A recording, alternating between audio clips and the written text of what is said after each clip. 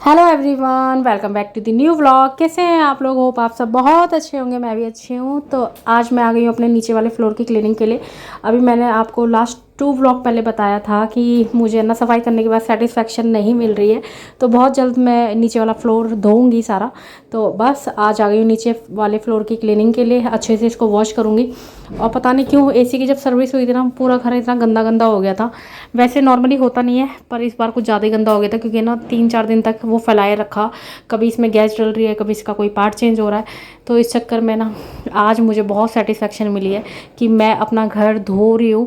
क्योंकि ना धुलाई के बाद जितना भी डस्ट होता है ना, चिपचिपापन होता है ना, वो सब निकल जाता है। और नीचे वाले फ्लोर में ना बहुत सारे आर्टिफिशियल प्लांट लगा रखे हैं, तो वो सारे प्लांट है ना, वो भी अच्छे से वॉश करूँगी, जिससे वो सारे ना अच्छे से शाइन करने लगे।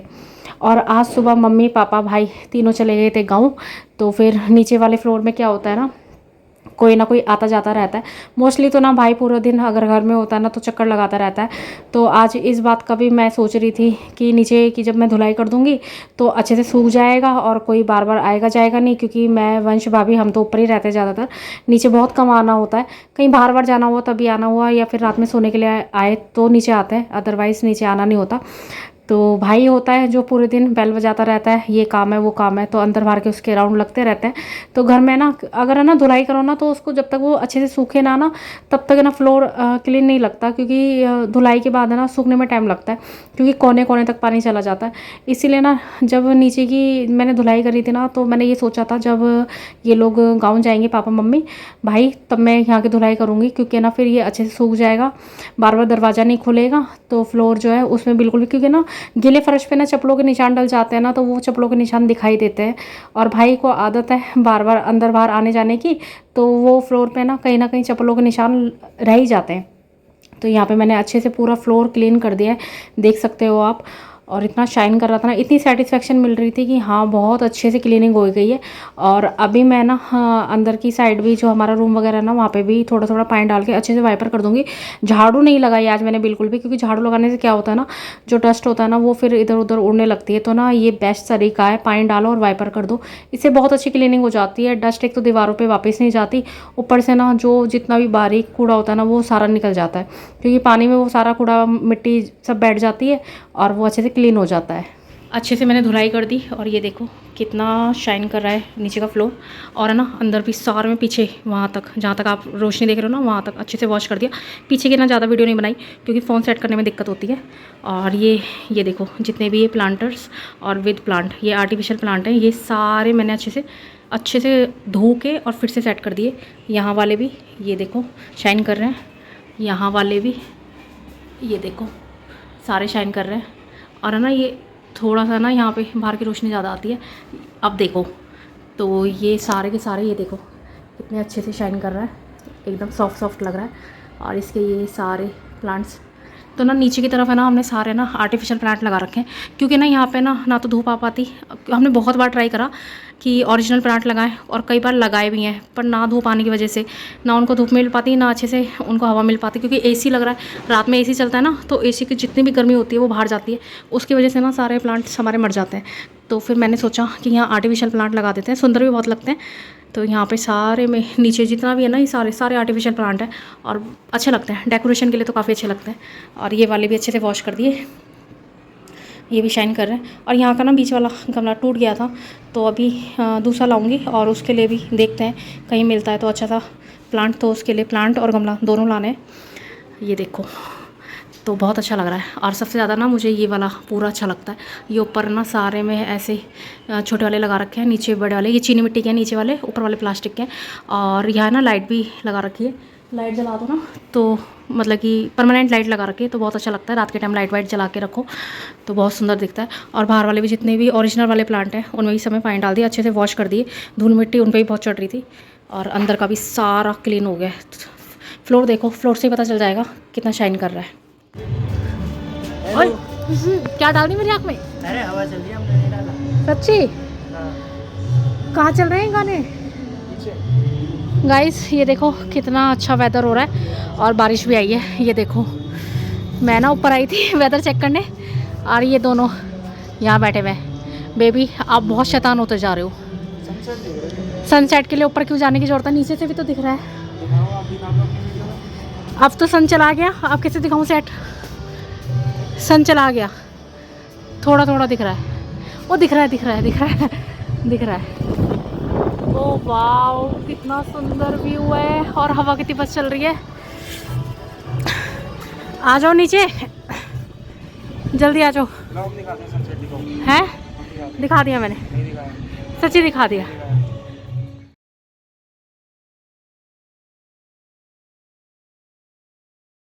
भाभी बना रही हैं बच्चों के लिए चीला, और ये है दाल, स्प्राउट वाली है।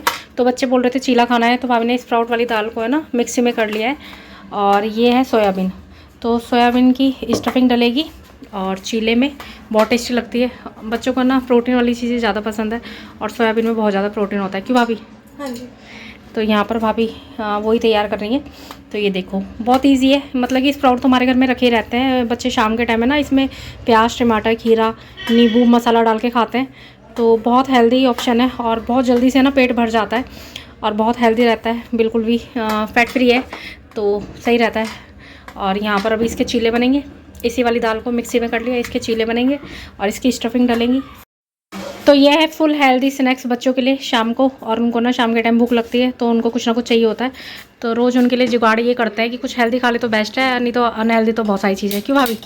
हम खाते ही रहते हैं। और कई कमेंट भी आते हैं भाभी कि ना आप लोग बाहर का बहुत खाते हो। अब खाते हैं तो खाते हैं, क्या कर सकते हैं, क्यों। तो यहाँ भाभी बना रही हैं।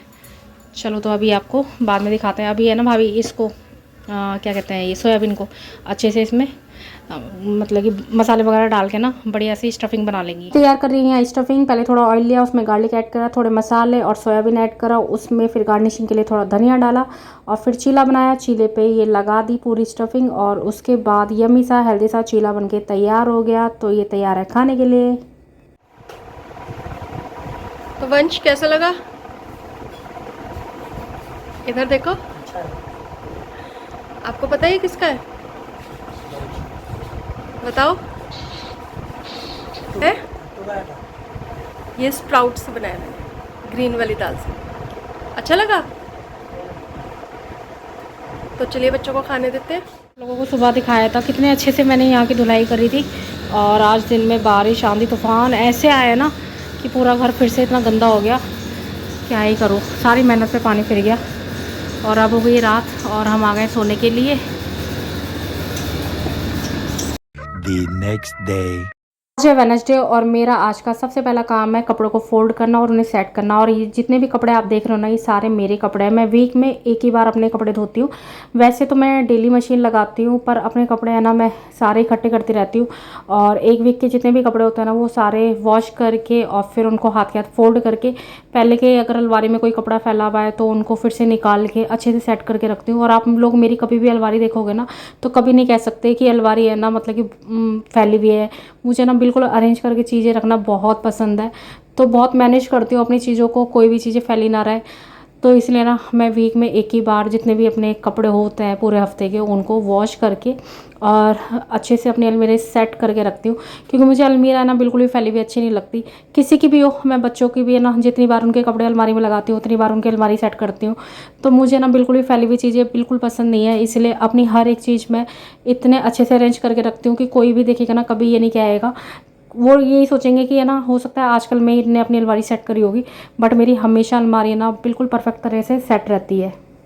Good morning everyone. आज है थर्सडे, और कल मैंने बहुत थोड़ा सा वीडियो बनाया था कपड़े वाला।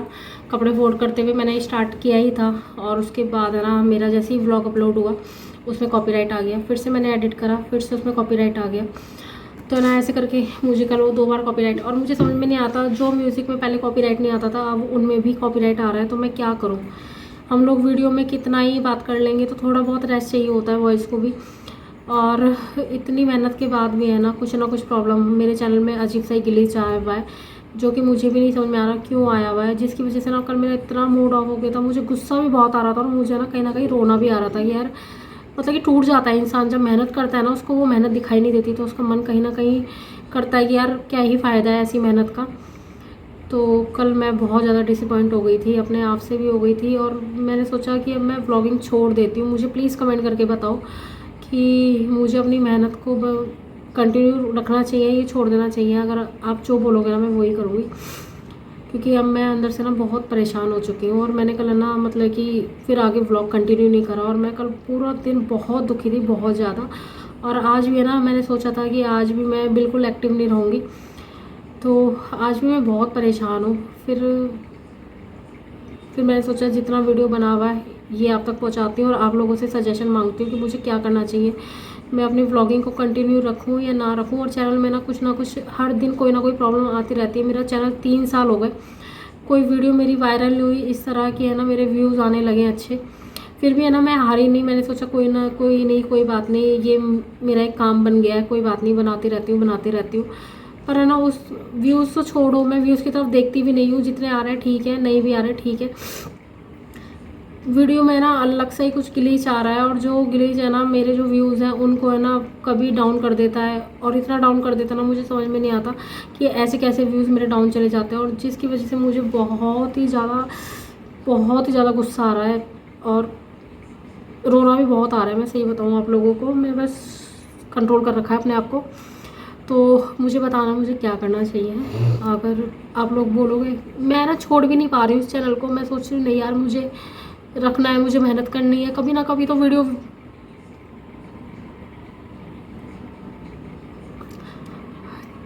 चलो इसको यहीं ऐड करते हैं। मुझे कमेंट करके बताना जो भी हो, ठीक है।